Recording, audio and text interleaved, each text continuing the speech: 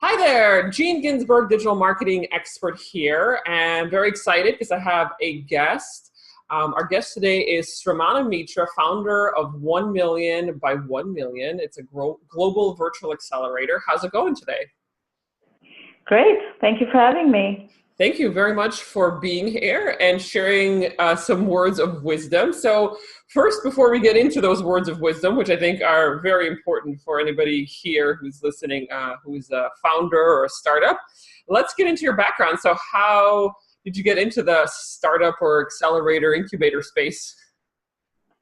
Well, I'm a serial entrepreneur and this is my fourth company. So I've been at this game for a long, long time. I first started my first company in 1995 when I was still a graduate student at MIT, and I'm a computer scientist by training.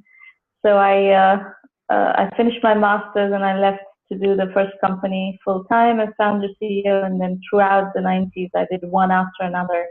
So by the time the dot-com market crashed, I had already founded 3 companies. And this 1 million by 1 million I started in 2010. And that was after 10 years break between the third company and the fourth company. There was a 10 years break when I did consulting. So I did my in between. And it was basically built on the observation that over 99% of the entrepreneurs out there are rejected by venture capitalists, whereas there's this myth in the industry that entrepreneurship equals financing, and if you don't get finance, you are a failure. And that couldn't be far from the truth. So I decided that I was going to take on that myth and build something which is a more inclusive accelerator with a much bigger agenda of empowering not just the venture style companies, but also those that are bootstrap finance companies that are not going to go from 0 to 100 million in 5 to 7 years, that are going to be more linear growth rate businesses. That's fantastic, because there is a lot of opportunity there. There are a lot of businesses, of course, that are not going to go from the 0 to 100 million in 5 years. And that's probably the majority of them, actually. So how is your incubator, 1 million by 1 million, different than a VC or an investor or an accelerator, I guess? So, at this point, if you look at the accelerator industry, there are a variety of different models that are going on. And the most prominent one is the Y Combinator model, which functions as a venture fund. So they have their own corpus of money that they invest in a pool of companies and they take equity. So that's one model, and there are a certain set of companies that operate in that model. On the other end of the spectrum is a model that I think is a bit problematic, which is basically real estate co-working spaces that call themselves accelerators. They don't really have the expertise to really accelerate companies. All they offer is real estate and free internet service, coffee, and hanging out. That's not acceleration, in my opinion. I actually wrote a Harvard Business Review article many years ago on this topic, which is one of the most read articles on this subject. In between, there are all kinds of models. People who give grants, corporations that give grants is a common model, governments give grants, etc. Our model is a bit different. Our model is mostly education and mentoring based. So we believe that what is really missing in this industry is the strategic advice and the guidance. Real estate is not really a problem. People start companies from their apartments, from their kitchens, from their garages, from their, basements, all sorts of things. And there are enough co-working spaces out there that if somebody wants a cheap real estate, they can get it. That's not at all a problem or a bottleneck. But really good strategic guidance and mentoring and methodology guidance is in very short supply. And that's really our sweet spot. So we do a lot of that. We have a curriculum, an online curriculum that is proven and is excellent. We have a methodology that is proven. and we have great mentoring. And then we have a great network that we connect people into, whether it's customers, channel partners, investors, media, analysts, other entrepreneurs, other advisors, other executives who can help you along. That's our sweet spot. We also have a lot of clout in the media. You said you found me through LinkedIn. So as you know, I'm one of LinkedIn's top influencers. So I have like 365,000 plus followers on LinkedIn. So we can get the word out about our companies very effectively across many different channels. So that's something that we offer our entrepreneurs as well. You know, you're not the first person to say this as an issue in the startup space, is the education, the mentorship. That seems to be a missing piece a lot of times, but I have heard it from other startups and investors who say that that's definitely is a missing piece. So I'm glad that you are recognizing that. So if the goal for, let's say, a VC or an investor is to invest in a company and then to, let's say, grow it and then to sell it, what is the I guess goal for 1 million by 1 million? So is it just to provide some mentorship and to grow the company to a certain point, or like what is the ultimate goal if I were to sign up, let's say today, for 1 million by 1 million? So 1 million by 1 million, the mission is buried in the name of the company. 1 million by 1 million stands for, our mission is to help 1 million entrepreneurs reach $1 million and beyond in annual revenue. So that is the goal. That really is the mission. And whether that requires using venture capital as a device or a tool, whether it's purely bootstrap, whether it's taking some inventory financing from some bank or some financial institution, some fintech venture, etc. All those are strategies that we use as appropriate, as the case demand, as the venture demands. But our goal is to help 1 million entrepreneurs reach $1 million in annual revenue, build $1 trillion in global GDP, and 10 million jobs. Wow, that's a fantastic mission. And if you don't mind me asking, where are you at now with the 1 million companies? Well, it's not easy to measure, but we cater to a community of over 500,000 people. So if you look at whom we touch over 500,000 people today. Now, not everybody who uses our program is coming back and reporting exactly where they are in their trajectory. We have no leverage over these people to demand that they report to us. So we take that into account. It's like, okay, fine, you know, whatever, as long as you're using the program in whatever way you are finding useful, helpful, that's fine. We do have certain things that we can track. Like we have you may have seen this, we have these free mentoring roundtables week after week after week. We have done 415 sessions of this over a 10-year period. And there we've had, you know, over 75,000 people participate over the years. So obviously it's a very popular series, and we publish all the recordings. Every single recording is published on our YouTube channel, and we've done great mentoring work through that over many years and with great consistency. So people rely on that as a tool, as an entrepreneurship resource, and come back to it over and over again. So this is something we do have some tracking capability on. And then if you go to our website, you'll see lots of testimonials, and we sometimes publish how much revenue some of these companies are doing. The one that came out of our program that is the largest has raised, actually at this point, something like $250 million and has over 100,000 customers and so on and so forth. So it is a VC-style unicorn company.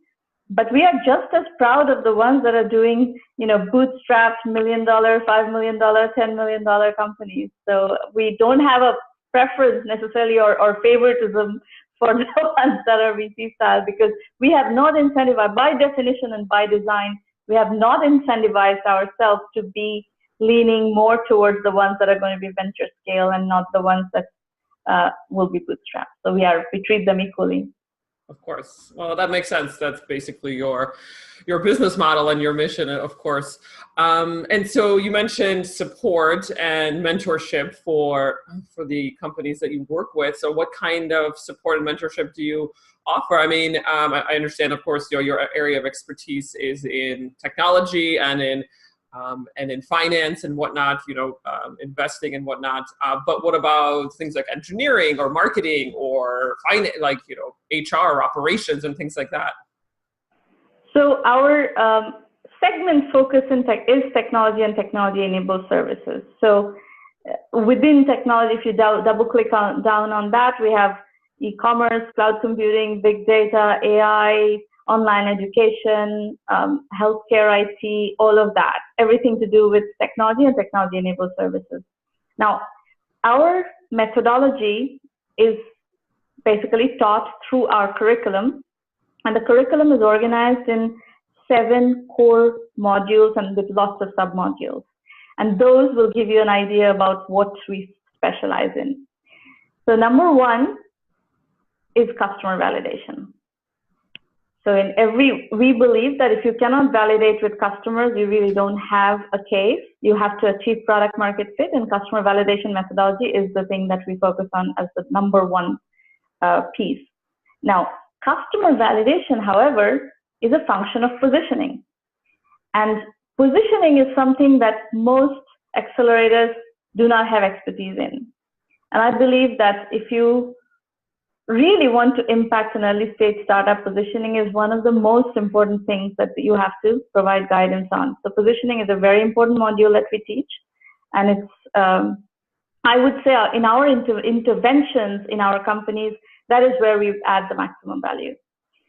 Again, another corollary out of that is market sizing. So depending on your positioning, depending on your validation, comes the issue of market sizing.